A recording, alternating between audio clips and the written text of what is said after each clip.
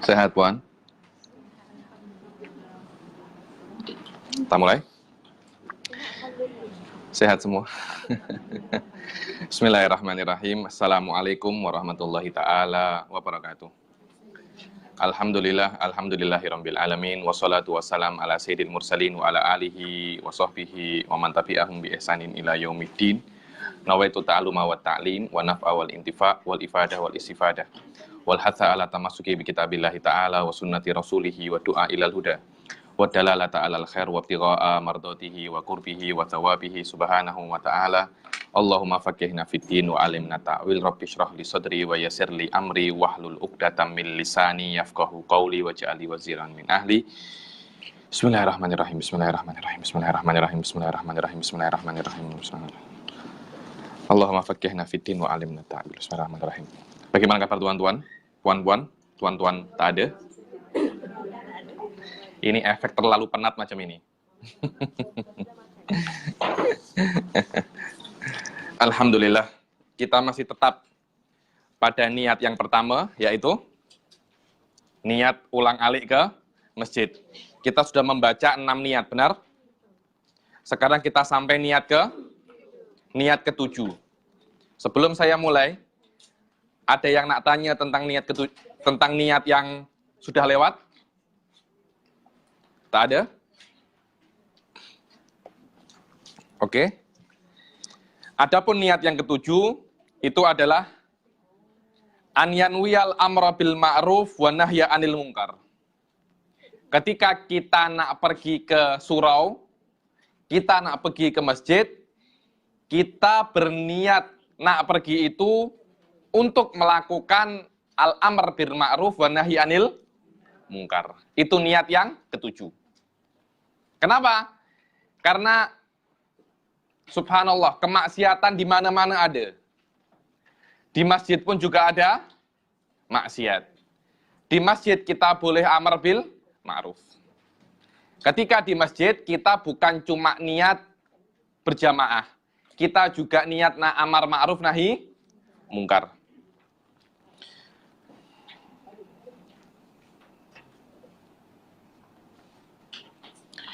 Liyakuna min khawasi ibadillahi alladzi ba'u anfusahum li talabi mardatillahi fata'tihil bisyarah ghadan min indillah.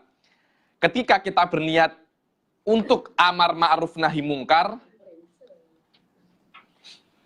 wan, amar ma'ruf itu mudah. Yang penat itu apa? Nahi mungkar penat.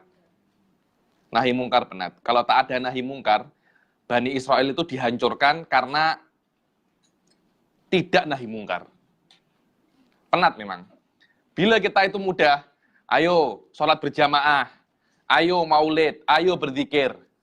Tapi untuk nahi mungkar, sedikit penat. Jangan pergi ke diskotik, jangan pergi ke sini. Sedikit penat. Karena bila-bila orang itu ketika ditegur, hatinya tak akan terima. Hatinya tak akan terima. Ketika kita berniat amar ma'ruf nahi mungkar, Habib Sa'ad mendoakan kita agar kita menjadi orang-orang yang sudah menjual diri kita untuk ridho Allah Subhanahu wa ta'ala. Karena Allah Subhanahu wa ta'ala membeli jiwa kita dengan surga. Membeli jiwa kita dengan surga. Maknanya, jangan Anda bernikmat-nikmat di dunia. Jangan bernikmat-nikmat di dunia. Penatlah di dunia. Saya beli kenikmatan Anda di dunia, yang sikit ini saya akan ganti dengan nikmat di surga yang tidak terbatas. Dari situlah Allah itu dikatakan karim. Apa? Karim, maha dermawan. Dermawan macam mana? Karena mengganti suatu yang sikit dengan suatu yang besar. Kenapa Allah dikatakan karim? Karena Allah akan mengganti nikmat di dunia bagi orang yang tidak ingin nikmat di dunia dan menggantinya nikmat di surga. Ketika dia menjual jiwanya untuk ridho Allah Subhanahu wa ta'ala, maka akan datang yang namanya al-bisyarah. Apa? Bisyarah itu kabar gembira.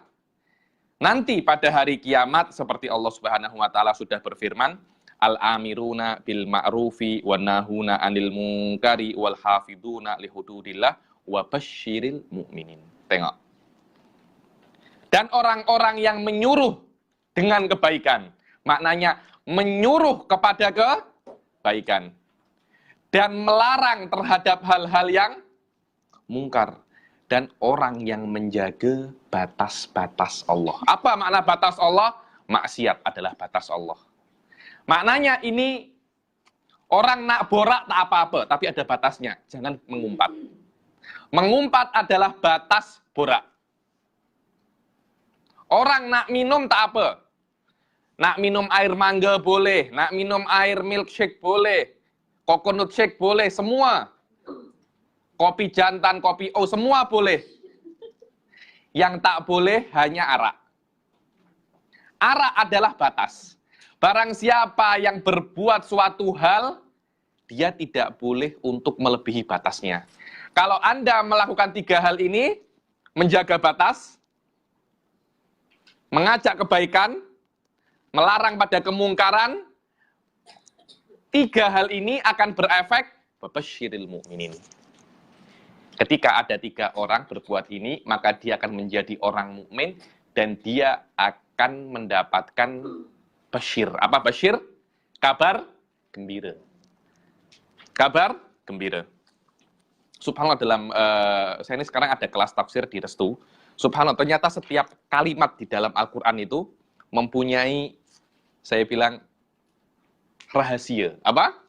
Rahasia. Kenapa harus amar bil ma'ruf dulu, baru nahi mungkar, baru menjaga batas. Kemudian kenapa setelah itu baru wabasyiril mukminin? Setiap peletakan kalimat ada rahasianya.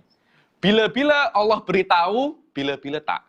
Orang yang mengetahui semua rahasia adalah Rasul Shallallahu Alaihi Wasallam. Al-Imam Ghazali mengatakan bahwasanya kenabian itu adalah sixth sense. Apa?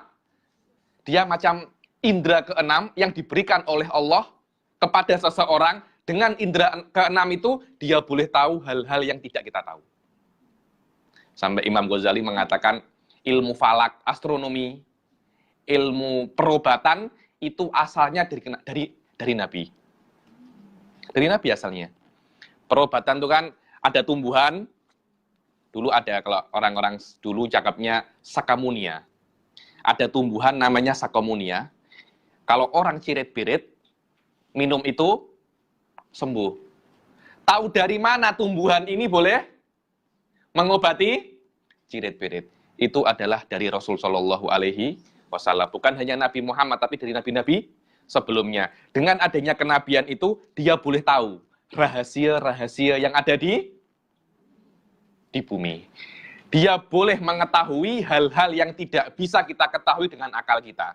Itulah yang namanya an-nubuwah, kenabian. Dan ini adalah apa yang disampaikan oleh Imam Ghazali di dalam kitabnya yang paling terakhir, kitab di antara kitab yang paling terakhir, dikarang oleh Imam Ghazali, namanya Al-Munqidh Minadh Dhalal. Al-Munqidh Minadh Dhalal, beliau menjelaskan bahwasanya banyak sekali hal-hal yang ada sekarang, asalnya dari para nabi-nabi zaman dahulu. Karena dengan kenabian kita bisa tengok rahasia-rahasia di dalam hal-hal. Karena itu kan ada biasanya para habaib itu tulis-tulis macam angka-angka. Betul apa tak? Angka-angka. Tahu dari mana itu? Tahu dari mana angka ini? Oh, ada orang, Habib, saya ini sering pening. Oh, ditulis. Ada persegi 4 macam ini. Tulis angka jim, huruf jim 2, tak. Tahu dari mana? Semuanya itu ada unsur diberitahu oleh para nabi-nabi zaman dahulu. Sikit saja. Bagaimana nabi yang hidupnya puluhan tahun dengan six sense itu. Karena itu, para rasul itu mempunyai mental yang lebih tinggi daripada kita.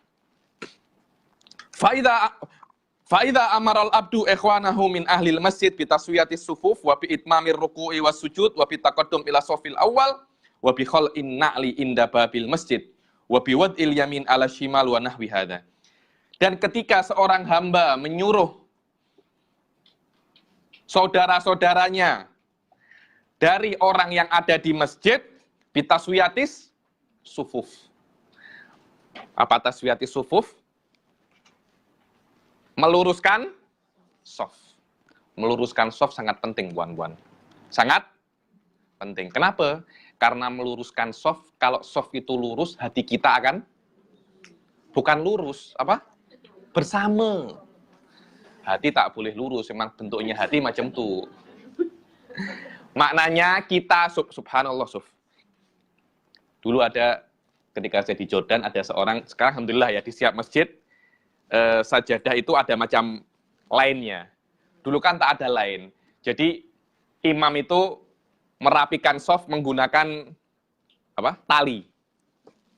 15 menit merapikan soft. Belum sempat takbir, orang-orang sudah tak rapi lagi. Dalam hadis dikatakan la tusawiyan nasufufakum aw la yukhallifannallahu baina qulubikum. Kalau kalian tidak merapikan soft kalian, maka Allah akan memberikan pada hati-hati kalian tidak harmoni. Gaduh terus. Padahal cuma taswiyatus sufuf. Nabi tahu antara soft, antara tidak lurusnya soft, ada hubungan dengan tidak harmoninya hati. Itu tidak bisa diketahui kecuali dengan nurin nubuwah. Dengan nurin nubuwah. Sangat penting sekali. Dan softnya perempuan berbeza dengan softnya laki-laki. Perempuan, kalau perempuan semua, jamaahnya perempuan semua tak apa. Imamnya tidak boleh terlalu depan. Depan sikit saja. Kalau ada jamaah laki-laki, perempuan kena di belakang. Perempuan kena di belakang. Ada beberapa perbezaan antara soft laki-laki dan soft perempuan. Wa bi itmamir ruku'i wasujud. Dan kalau ada dia cakap ke kawan-kawannya, kalau ruku yang benar, jangan ruku itu, rukunya itu terlalu cepat. Macam ini. Ada orang terlalu cepat ruku, biasanya rukan macam ini. Allahu Akbar. Apa ini namanya? Belakang, macam papan. Ada orang rukunya macam ini saja. Allahu Akbar. Ada tak? Itu maknanya dia ruku, dia sah rukunya. Akan tetapi rukunya tidak sempurna. Rukunya tidak sempurna. Begitu pula sujud. Begitu pula sujud. Harus sujudnya itu sempurna. Wa bitaqaddum ila sofil awal. Dan harus dia itu kalau ada soft awal itu kosong, kena ke depan. Orang itu soft awal belum, belum penuh, sudah buat soft baru. Yang pertama, belakang imam dahulu. Setelah belakang imam, sebelah kanan. Setelah sebelah kanan, sebelah kiri. Itu penuh, belakang lagi, sebelah kanan, sebelah kiri. Terus seperti itu. Kenapa sebelah kanan dahulu? Karena soft sebelah kanan lebih afdol daripada soft sebelah kiri. Karena di Dalil Mustafa, soft sebelah kanan lebih panjang daripada sebelah kiri. Saya ketika tengok Muswadal Mustafa, saya bilang,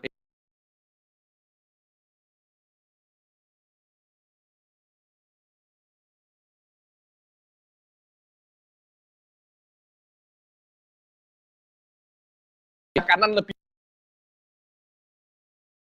banyak daripada sebelah kiri. Saya bilang dahsyat sangat. Wa bi khal'in na'li inda babil masjid.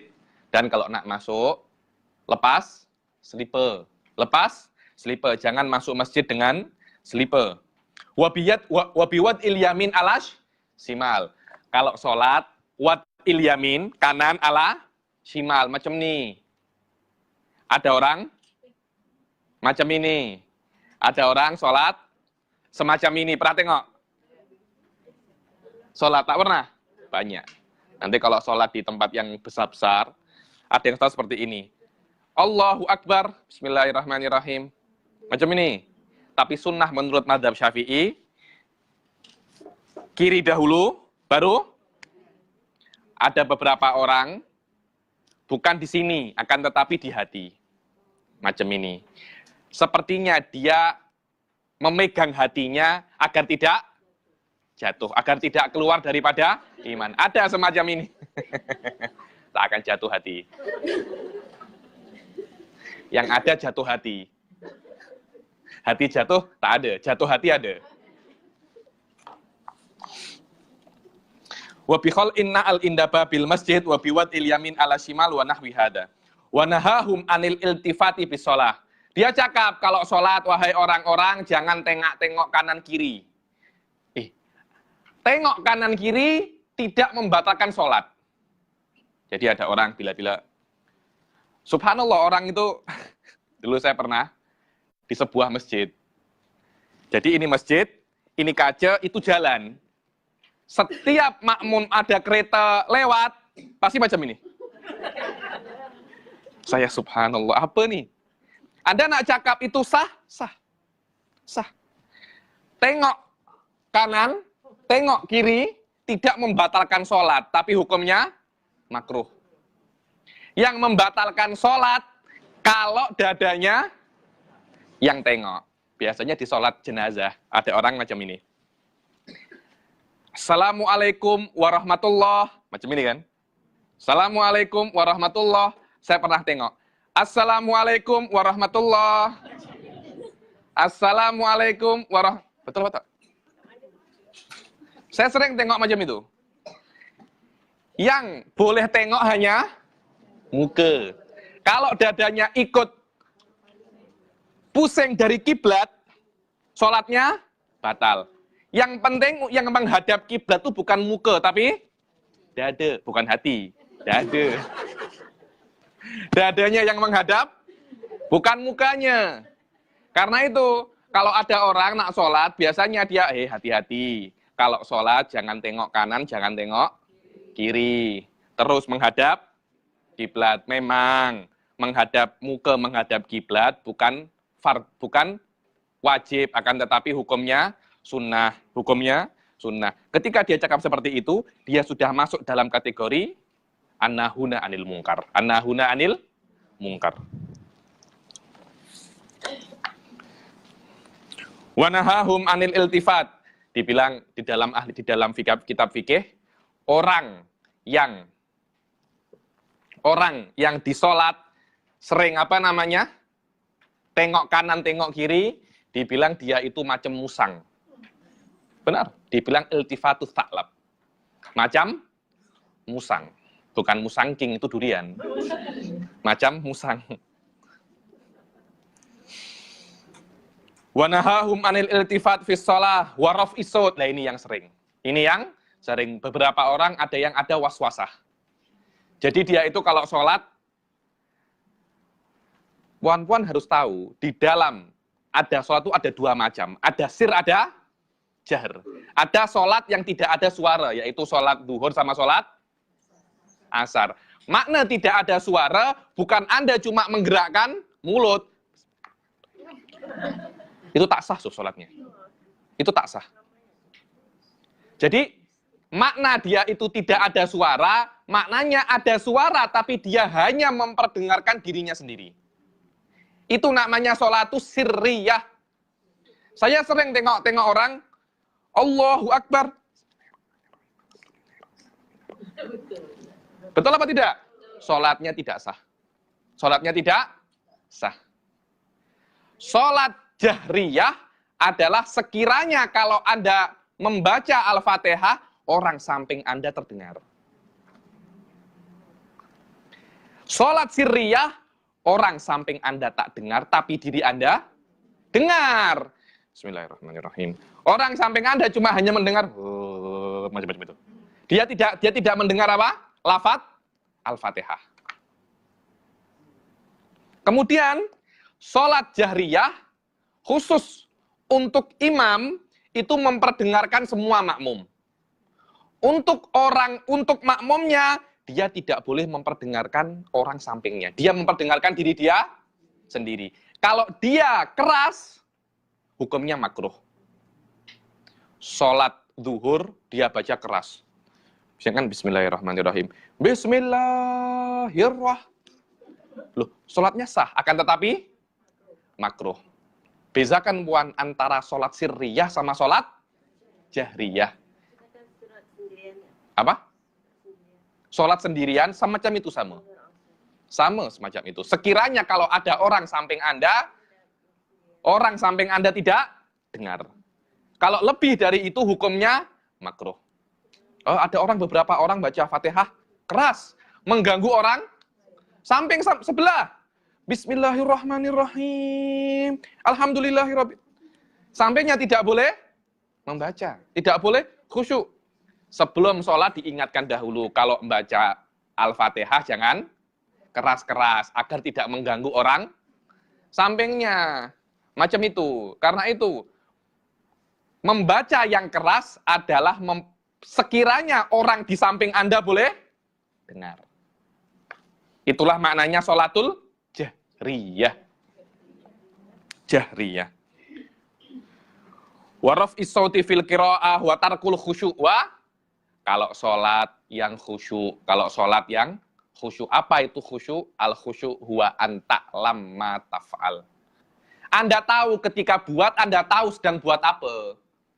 Itu namanya khusyuk. Kita ini sudah tak tahu, kita cuma sadar Allahu Akbar, sadar lagi amin, sadar lagi assalamualaikum warahmatullah.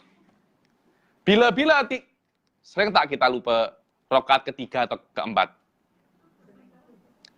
Oh, setiap hari Habib saya macam itu. Saya tak sadar ini ketiga atau keempat. Kenapa? Karena tak ada khusyuk, tak ada. Khusyuk itu anta lamma taf'al. Di dalam sholat tidak wajib khusyuk. Tidak wajib, alhamdulillah. Kalau wajib khusyuk, sholat kita tak ada yang sah. Di dalam sholat kita cuma wajib khusyuk satu tempat saja. Bila? Takbiratul ihram. Maknanya ketika takbiratul ihram Anda kena sadar.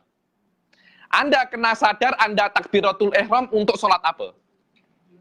Setelah itu, ta'yah khusyuk.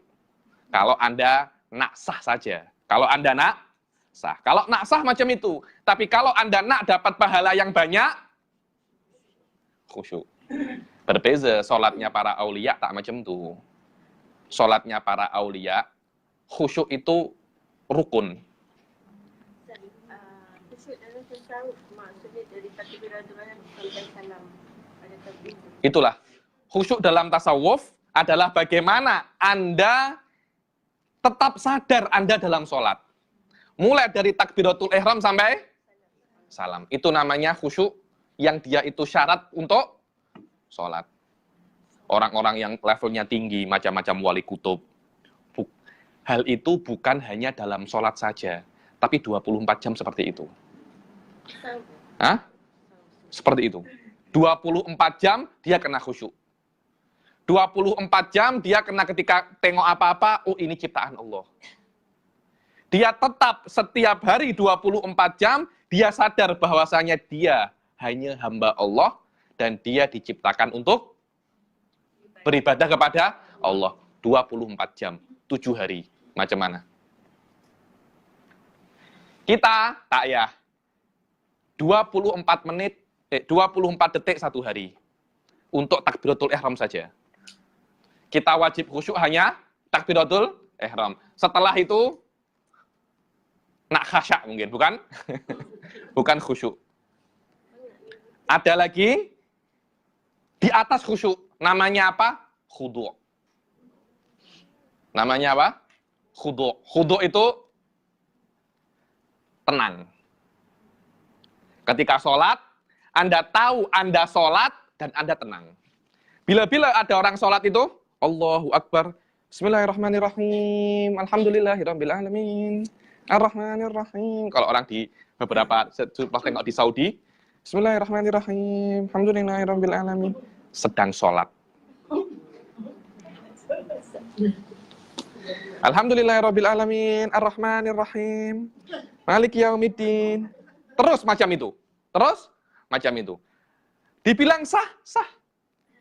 Karena gerakan tangan ini, gerakan jari, tidak membatalkan sholat. Nanti insya Allah Ustaz Ridho nak beritahu ini.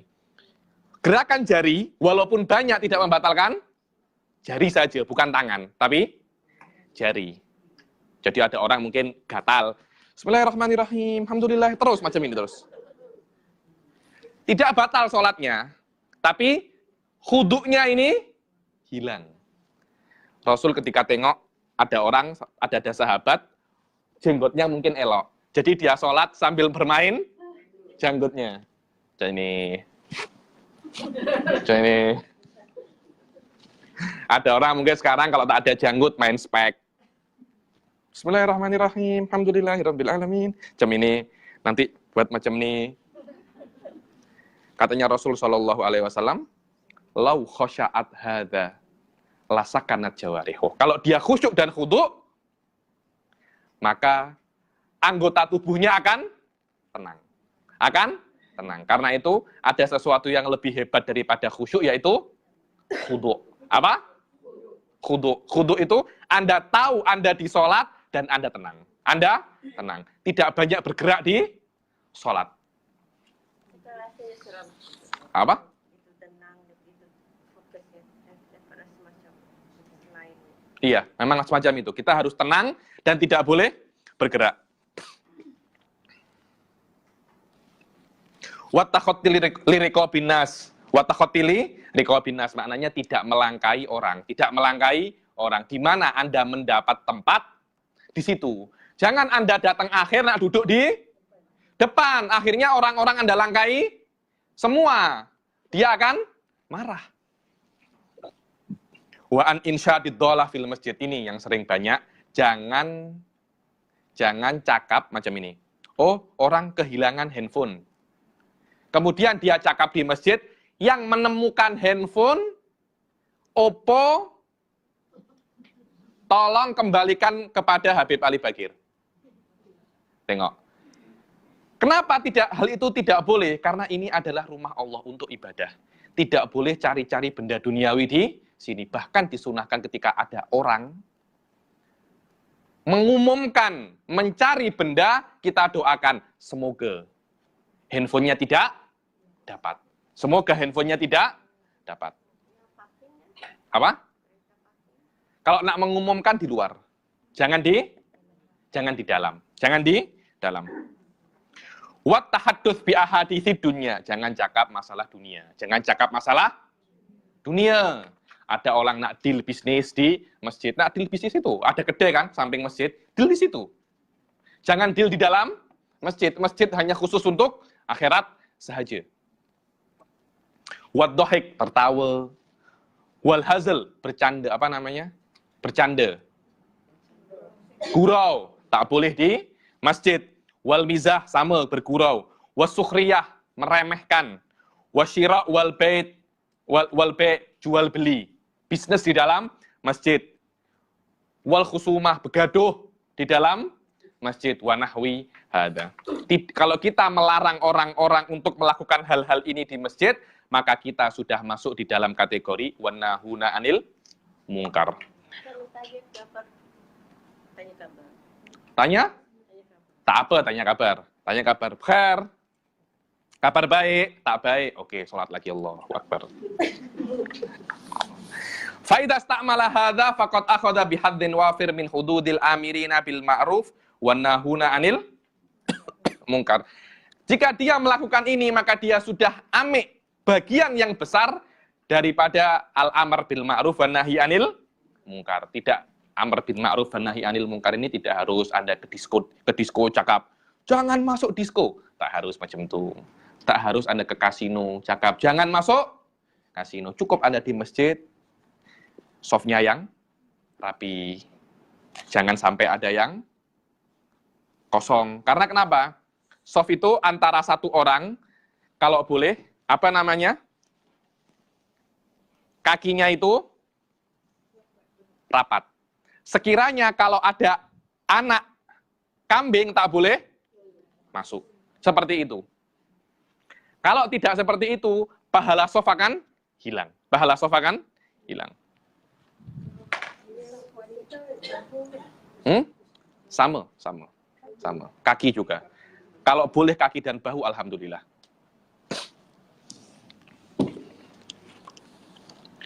Wa an Abi Umamah yaqul sami'tu Rasulullah sallallahu alaihi wasallam yaqul alal minbar jannibu masajidakum as-sibyan. Dari Abi Umamah bahwasanya Rasul sallallahu alaihi wasallam berkhutbah dalam mimbar, jangan bawa anak kecil ke masjid. Jauhkanlah anak kecil dari, bukan semua anak kecil yang di bawah 7 tahun. Di bawah 7 tahun. Kenapa? Karena dia tak tahu ini apa. Sana begaduh apa namanya? Nanti bertemu dengan kawannya begaduh di masjid. Lari sana, lari sini, bila-bila beberak, bila-bila kencing. Kenapa? Anda nak marah? Tak boleh. Yang salah adalah orang tuanya. Kenapa bawa anak kecil yang masih belum 7 tahun ke masjid? Tapi kalau di atas 7 tahun, jangan larang anak kecil main di masjid. Sudah di atas 7 tahun. Kenapa? Ada hadis mengatakan, kalau anak kecil masih sering ke masjid untuk bermain, biasanya kan ada halaman masjid, masjidnya kan ditutup. Nanti anak-anak kecil akan bermain di halaman masjid. Kalau masih banyak anak kecil seperti itu, di Malaysia atau dimanapun, maknanya desa itu, kota itu, kerajaan itu, negara itu, oke. Kalau anak kecil sudah tidak ke masjid, tinggal menunggu kehancuran. Tinggal menunggu kehancuran. Maknanya akan ada generasi yang tak suka masjid. Ini ada anak kecil yang sudah mumayyiz. Anak kecil yang sudah makna mumayyiz, dia boleh makan sendiri, dia boleh minum sendiri, dan dia boleh istinja sendiri. Kalau dia masih belum tahu apa itu istinja, jangan diberi masuk ke masjid. Boleh jadi dia nanti mengotori masjid. Jannibu masajidakum as-sibyan wa majaninakum. Orang gila jangan masuk masjid. Namanya juga orang gila. Dia boleh buat apa-apa, boleh buka baju, semua. Dulu ada di Hadramut. Subhanallah, dulu itu di sholat Jumat, imam sholat Jumat Masjid Jamek Tarim itu turun-temurun dari keluarga Al-Khotib namanya. Keluarga Al-Khotib. Ketika zaman saya, imamnya itu sudah tua. Dan sudah di Tarim itu, rakaat pertama Al-Ghosyiyah. Rakaat kedua lupa saya apa. Ketika rakaat pertama, namanya juga orang tua. Bacanya sudah salah-salah. Ada satu orang sikit gila dari Tarim, namanya Bagorib. Dia bukan gila-gila benar, cuma memang otaknya mukanya agak kurang sikit. Ketika imamnya itu mulai membaca Al-Fatihah, waladhdallin, amin. Mulai dia membaca Al-Ghosyiyah. Siapa? Imamnya membaca surat Al-Ghosyiyah. Bismillahirrahmanirrahim. Sampai ayat wujuhun yauma idin khasyiah. Imamnya tersilap. Mula. So, ini sebuah peringatan untuk puan-puan juga. Kalau imam tersilap ayat, jangan semua bising, satu saja. Siapa satu itu? Orang yang di belakang imam. Tepat di belakang imam tidak boleh orang awam, dia harus ustadz. Kenapa? Bila-bila imam ini tersilap, bila-bila imam ini pingsan, bila-bila imam ini batal, yang di belakang imam kena maju. Di Tarim hampir satu masjid membenarkan imam. Wujuhu yawma idin khasyiah. Semua cakap wujuhu yawma idin khasyiah. Bagorib ini risau, kenapa ini? Kenapa? Dia langsung cakap, shollu ala nabi. Cakap apa? Shollu ala di tengah-tengah sholat Jumat. Cakap apa? Shollu ala. Semua orang tertawa. Semua orang tertawa. Karena memang orang-orang gila tidak boleh masuk masjid. Karena kenapa? Dia akan berbuat hal-hal yang pelik-pelik. Namanya juga gila. Anda nak cakap, Anda salah. Saya ini gila. Saya ini, yang menyalahkan saya dialah yang gila.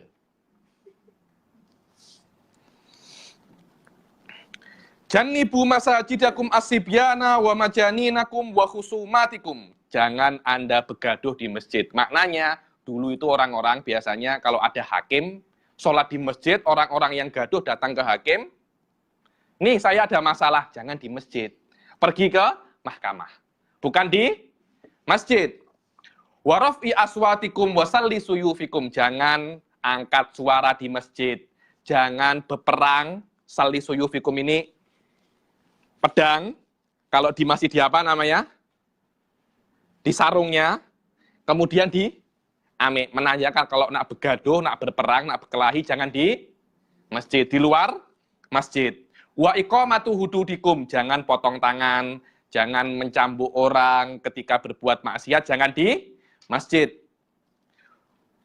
Wana fil Jum'ati, setelah sholat Jumat, jangan buat macam itu. Wa naha Rasulullah sallallahu alaihi wasallam an insyadid dhalati fil masjid. Dan Rasul sallallahu alaihi wasallam melarang untuk insyadud dhalah. Insyadud dhalah ini cakap barang siapa kehilangan ini, barang siapa menemukan ini, Rasul sallallahu alaihi wasallam melarang itu.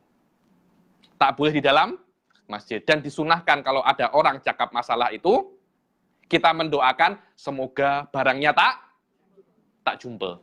Semoga barangnya tak jumpa. Begitu pula tidak diperbolehkan untuk melantunkan syair.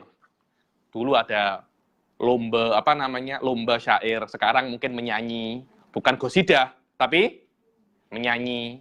Ada anak menyanyi dangdut, menyanyi pop, K-pop di masjid tak boleh. Wa amara bi an yarudda ala munsyidid dhalati la raddallahu dhalatak. Dan Rasul menyuruh ketika ada orang mencari barangnya yang hilang di masjid untuk cakap apa? Semoga Anda tak jumpa barang Anda. Wa ala qaili syair, dan jika ada orang menyanyi selain qasidah di dalam masjid, cakap faddallahu fak. Faddallahu fak, maknanya semoga Allah menghabiskan gigimu. Semoga gigimu habis. Kenapa? Karena hal ini adalah hal-hal duniawi. Tidak pantas untuk di dunia. Tidak pantas untuk apa? Di masjid. Wa ata Isa bin Maryam ala qaumin yatabaya'una fis sajad faja'ala ridaahu lana thumma ja'ala yas'a alaihim darban wa huwa yaqul ya abna al-afai ittakhadtum masajidallah aswaqan hiya suqul akhirah. Nabi Isa radhiyallahu taala anhu alaihi salam, ketika di masjid beliau tengok orang jual beli karpet. Jadi ada orang masuk masjid bawa karpet, jual beli. Ini karpet Iran. Jadi kan, karpet dari Iran, karpet Persia. Karpet apa lagi yang? Karpet Turki. Di mana dia jual? Bukan di luar masjid, tapi di dalam masjid. Ketika Nabi Isa tengok, Nabi Isa pakai surban macam ini.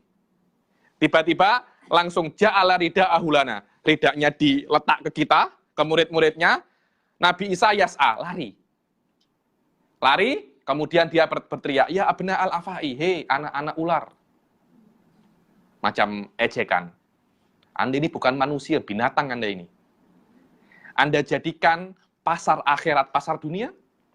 Di sini adalah jual beli akhirat. Maknanya saya beli waktu Anda untuk berzikir, mendapatkan pahala, bukan untuk jual beli di dalam dunia.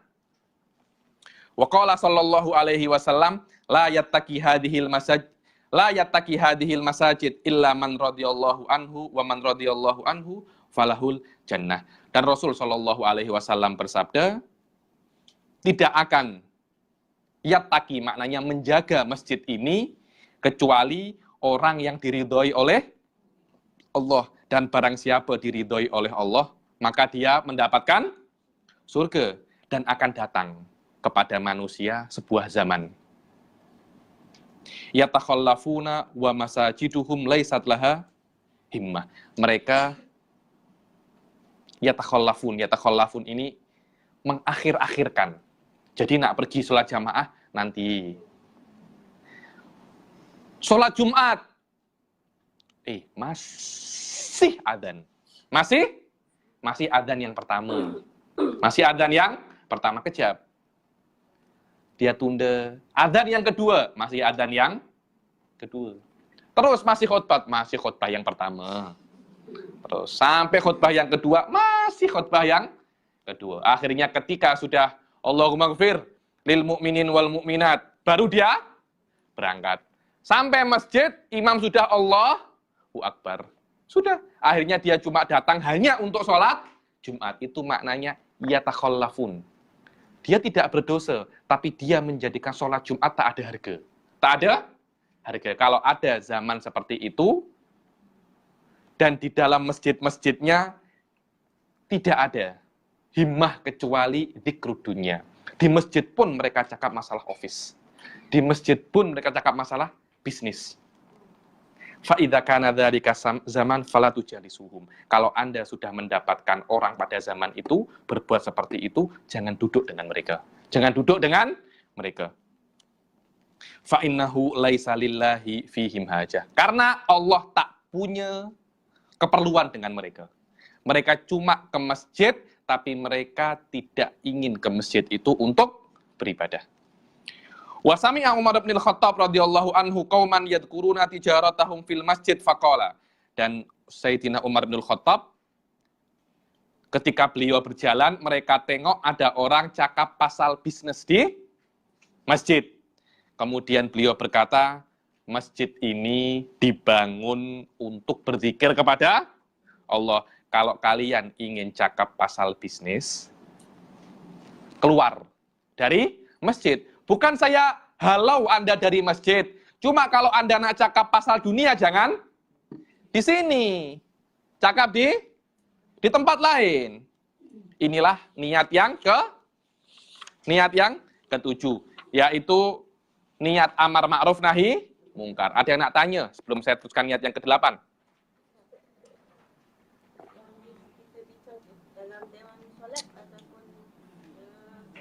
Semua. Jadi ini harus diketahui ya, kalau ada orang nak wakaf, paham saya soal. Kalau ada orang nak wakaf masjid, jangan wakaf tanah ini untuk masjid, tapi masjid dan keperluannya.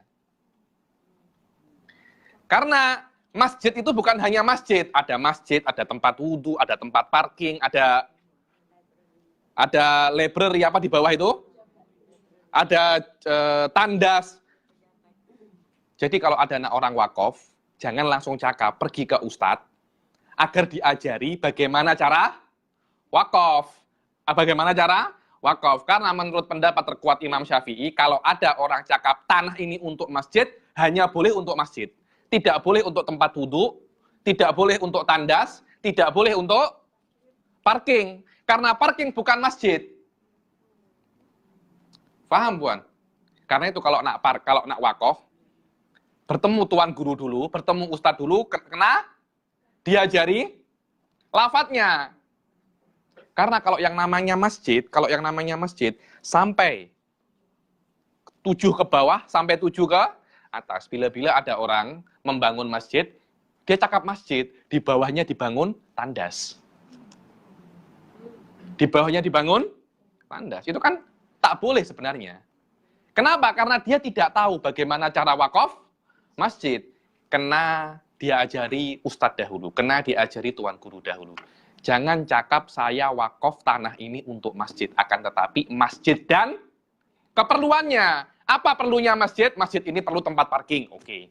Perlu tempat tandas, perlu bilik pengurusi, perlu bilik imam. Semua itu ada keperluan masjid.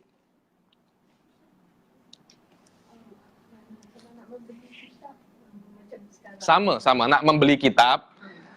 Jadi macam ini, oh ini dibagi kitab sekarang. Ya, nanti ya saya ambil dulu. Nanti akadnya di luar. Nak beli uang di luar. Nak beri uang di luar. Kalau kitab-kitab untuk agama masih tak apa-apa. Bila-bila nak jual beli handphone, deal bisnis. Maksudnya apa ya saya cakap? Tak ada hubungannya dengan akhirat. Kitab masih ada hubungannya dengan akhirat. Nak beli tudung, nak beli apa? Telekung. Oke lah, masih kita boleh apa? Boleh tutup mata pasal itu. Tapi nak beli apa? Nak beli handphone, nak beli kereta, nak beli rumah. Semuanya di masjid. Kenapa? Biar berkah. Biar berkah. Wallahu a'lam.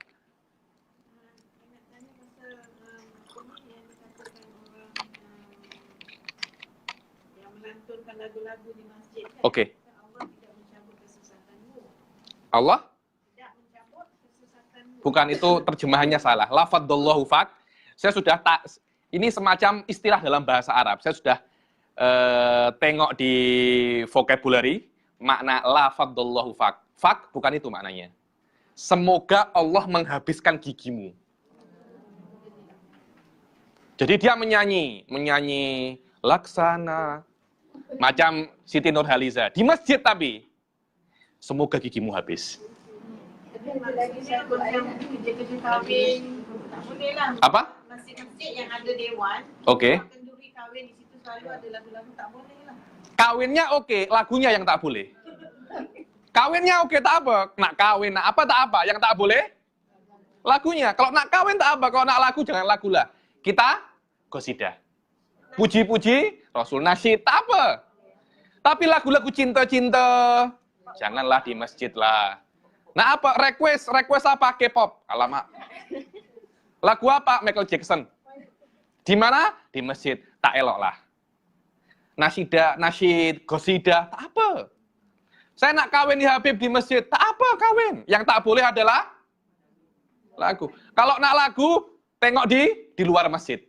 Karena tak elok, Puan. Macam mana tempat zikir kepada Allah untuk lagu-lagu cinta-cinta, lagu-lagu tentang macam itulah, tahu sendiri. Tapi ada satu ayat sini, semoga Allah memecahkan mulutmu. Itulah yang Yaitu faddallahu fak. Bukan memecahkan mulutmu, giginya dihabiskan. Bagaimana mulut itu pecah, macam mana? Maknanya la faddallahu fak, semoga giginya ini rontok semua, gugur semua. Akhirnya ketika gigi itu gugur, kita tak bisa menyanyi lagi, tak boleh menyanyi lagi. Karena gigi itu menyebabkan lafaz kita ini fasih. apa maksud mencari-cari salah orang? Hah? Mencari salah. Mencari-cari salah orang itu macam ini. Dalam dewan solat tu kadang kita nampak dia tak Jadi macam ini. Mencari-cari salah itu saya itu menyebut. macam ini. Saya lihat Akak Mimi. Saya tak tahu dia salah apa. Saya tengok Facebooknya. Oh, tak ada. Facebook tak ada, saya tengok Instagramnya. Tak ada lagi, saya tengok jirannya. Tak ada lagi, saya tengok anaknya. Tak ada lagi, saya tengok suaminya. Tak ada lagi, saya tengok emaknya, ayahnya terus. Kita tidak boleh sampai seperti itu. Karena kenapa? Kita tidak boleh sampai masuk ke dalam kehidupan orang dan kita tanya-tanya apa kesalahan dia. Di dalam fikih dibilang apa? At-ta'ammuk fi hayatin nas. Atau an-nabsh fi aqaidin nas. Kita tidak boleh tengok apa akidah dia, kita tidak boleh tengok bagaimana sholat dia. Oh, bagaimana sholat Anda? Sudah, Anda tengok ada orang sholat, Allahu Akbar. Anda tengok waladhdallin, sudah. Anda tidak boleh, coba tengok bagaimana Anda baca Al-Fatihah. Anda tidak boleh mencari-cari kesalahan dia. Oh, roknya Anda salah. Maknanya sholat Anda, kenapa Anda tanya roknya dia? Kenapa Anda tanya kafnya dia? Karena ada beberapa orang tak boleh cakap kaf. Cakapnya kaf, ca. Ada orang tak boleh cakap dho. Cakapnya dho. Ada macam itu. Ada orang tak boleh cakap zal. Cakapnya zai. Saya ada guru dari Sudan, kalau cakap za, zai. Khuz jadi khuz. Ada orang macam itu. Oh, saya tengok, Akak Mimi baca Al-Fatihah, jadi macam ini. Itu saya namanya mencari-cari kesalahan. Mencari-cari kesalahan. Parking saya tengok. Tepat atau tidak? Oh, di lainnya tak masuk, lain. Kafir. Tak boleh macam itu. Kita tidak boleh mencari-cari kesalahan orang. Kita tengok orang, sudah. Selama dia tidak bermaksiat di depan Anda, husnudon. Husnudon. Kalau kita pakai macam itu, hidup kita tenang. Hidup kita tenang. Jangan ada orang tuh berapa orang ini suudon. Ada berapa orang ini suudon. Tengok, ada orang datang dari Genting. Anda cuma tahu dia datang dari Genting. Tapi beberapa orang, ada orang ini ada sakit jiwa. Benar. Oh, dia datang Kakak Mimi dari Genting. Maknanya dia ke kasino. Loh, Anda tengok ke kasino tak? Anda cuma tengok dia dari Genting. Tas, mungkin shopping, mungkin makan angin. Kenapa harus kasino? Kenapa? Maknanya dalam otak Anda ada sakit. Ada sakit. Itu maknanya tidak boleh cari kesalahan orang. Anda hanya mengetahui apa yang Anda tengok. Tidak ada lebih daripada itu. Selain itu, Anda sudah, kalau di dalam bahasa sepak bola, offside. Apa namanya? Offside. Maknanya Anda melanggar hal yang bukan urusan Anda. Sudah Anda tengok orang, oh dari Bukit Bintang. Sudah. Dari Bukit Bintang. Jangan ada spekulasi yang lain. Itu namanya jangan mencari-cari kesalahan orang. Maknanya Anda tidak boleh mencari lebih dari apa yang Anda lihat. Wallahu a'lam. Kalau Anda tengok cara sujudnya salah, baru Anda boleh tegur. Tapi kalau Anda tidak tengok, tidak boleh. Macam itu. Pokoknya tidak boleh kita berspekulasi di atas apa yang kita lihat. Yang Anda lihat, itulah orang itu. Itulah orang itu.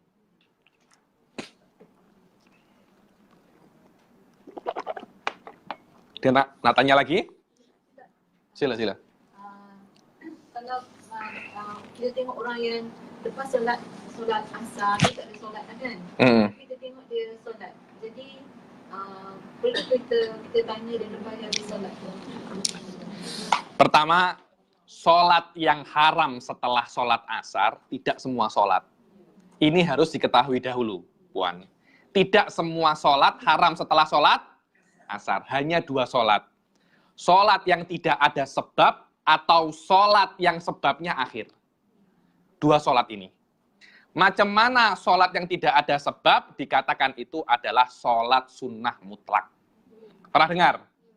Solat sunnah mutlak haram setelah asar. Itu yang tak boleh. Atau solat yang sebabnya akhir. Bukan qobliyah. Solat sunnahnya sebabnya akhir. Contohnya istikharah. Contohnya apa? Istikharah. Sholat istikharah itu Anda sholat 2 rakaat dahulu, baru Anda istikharah kepada Allah. Bukan Anda istikharah kepada Allah baru sholat. Sholat istikharah sebabnya akhir setelah sholat. Begitu pula sholat sunnah safar. Sholat sunnah maknanya Anda sholat dulu baru safar. Yang sebabnya akhir tidak diperbolehkan setelah asar. Berbeza dengan sholat sunnah yang sebabnya awal. Atau sholat qadha, tak apa. Oh, mungkin orang ini tersilap sholat subuh. Atau tersilap sholat zuhur.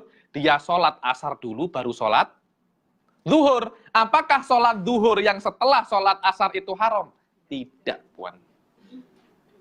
Sekarang, saya cuma lihat ada orang sholat asar, kemudian dia sholat lagi. Mulai kita tengok possibility. Mungkin possibility dia sholat yang haram, mungkin possibility dia sholat yang tak haram. Kenapa otak kita pasti tak dia yang haram? Maknanya dalam otak kita ada su'udon. Ada su'udon. Itulah, Puan, inti dari su'udon dan husnudon. Ketika kita melihat orang, kita tengok semua possibility-nya. Ketika ada possibility yang baik, kita kena amik yang baik. Ketika kita amik yang baik, di situ kita husnudon. Ketika kita amik yang buruk, walaupun ada yang baik, di situ kita dinamakan su'udon. Kalau kita terus husnudon, hidup kita seronok. Hidup kita seronok. Dan hati kita pun nyaman.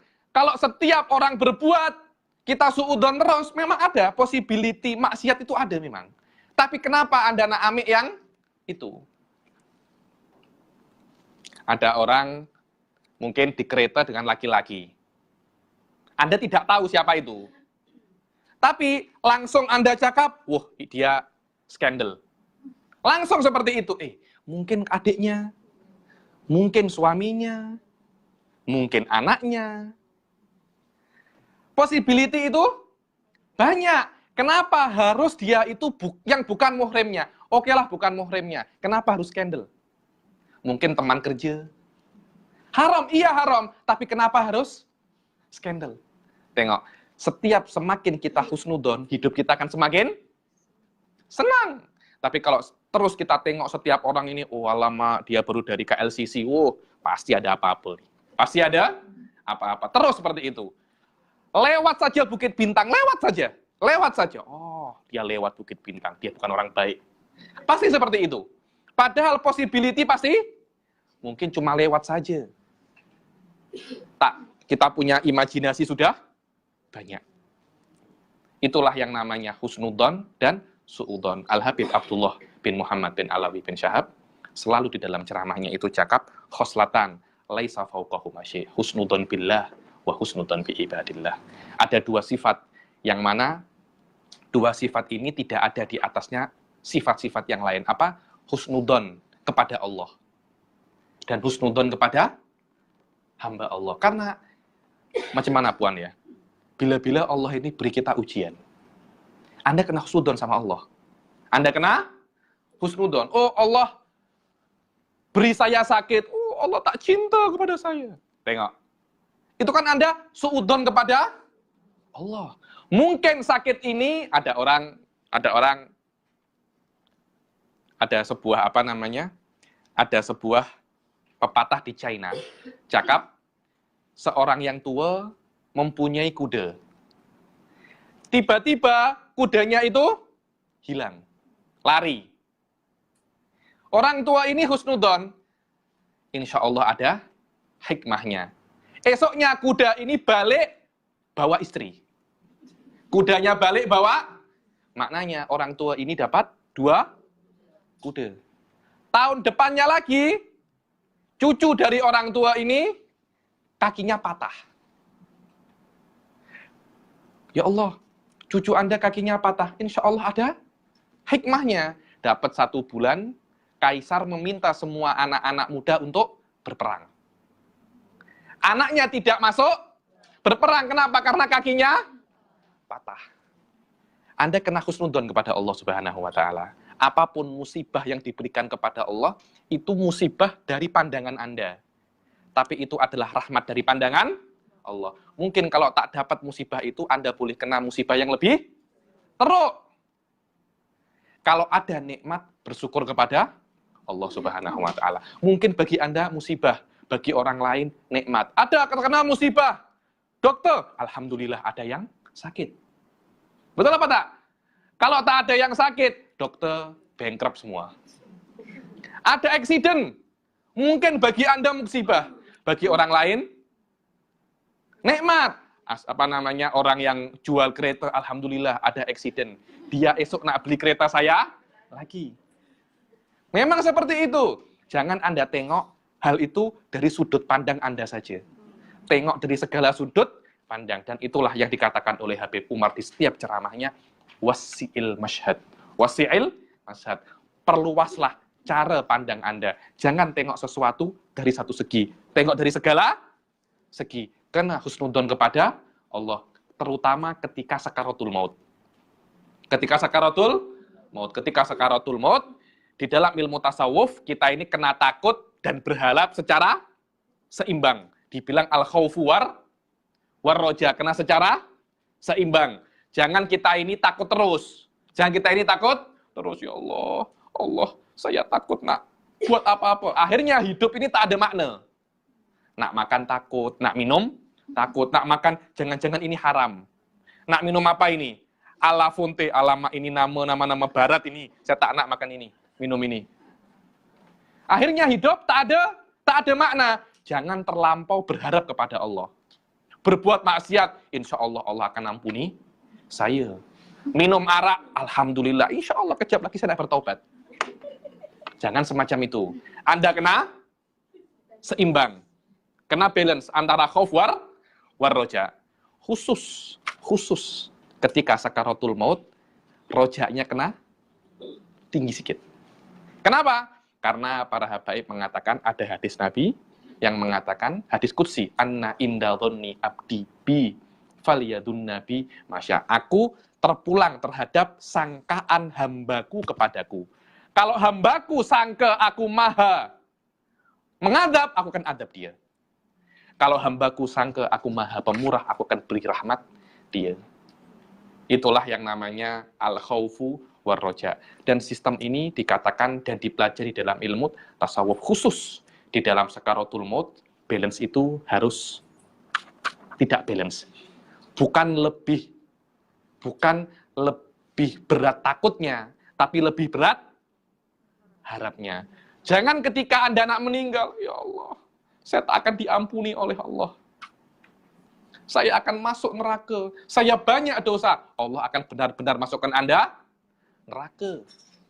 Tapi kalau Anda ketika nak meninggal, ada rojak yang tinggi. Insya Allah, walaupun saya banyak bermaksiat, tapi tolak ukur masuk surga, bukan banyak bermaksiat atau banyak pahala, akan tapi rahmat dari Allah Subhanahu wa Ta'ala. Walaupun saya banyak bermaksiat, tapi saya berharap rahmat dari Allah Subhanahu wa Ta'ala. Karena tolak ukur masuk surga dan keluar dari neraka bukan pahala ataupun dosa, akan tetapi rahmat dari Allah Subhanahu wa Ta'ala. Inilah sedikit tentang an-niyatus sabi'ah. Insya Allah pertemuan akan datang kita akan selesaikan niat yang ke-8, dan kita akan selesaikan niat ulang alik ke masjid, dan kita akan masuk niat duduk di masjid.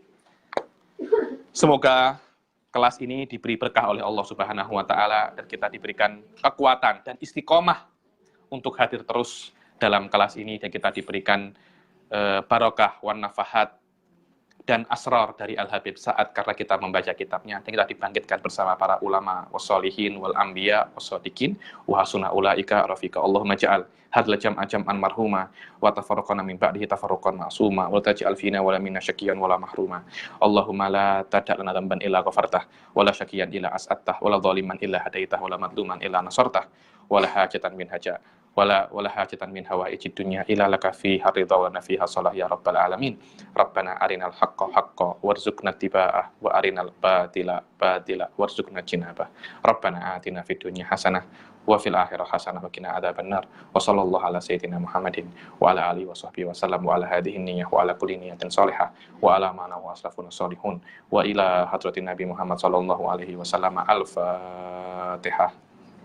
Bismillahirrahmanirrahim.